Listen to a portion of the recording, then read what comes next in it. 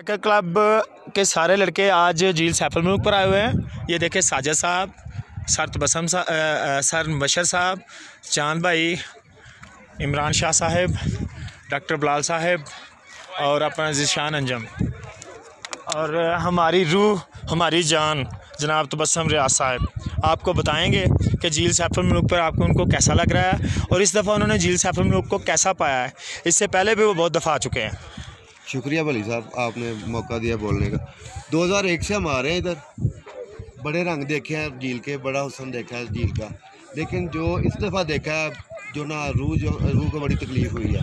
हमारे दोस्तों से अपील है, सब दोस्तों से अपील है कि जो नए लोग आते हैं वो बड़ी कहानियाँ लेके आते हैं, बड़ी कहानियाँ सुन के आते हैं। इसकी जो ना नेचुरल खूबसूरती को बरकरार रखें, लूदगी कम फैलाएँ और ज़्यादा से ज़्यादा जो ना इस इलाके का ख्याल रखें। जी बहुत शुक्रिया तबस्सुम रियाज साहब, आपने अपने ख्यालात का इजहार किया। जी नाचीज़ भी इधर ही है।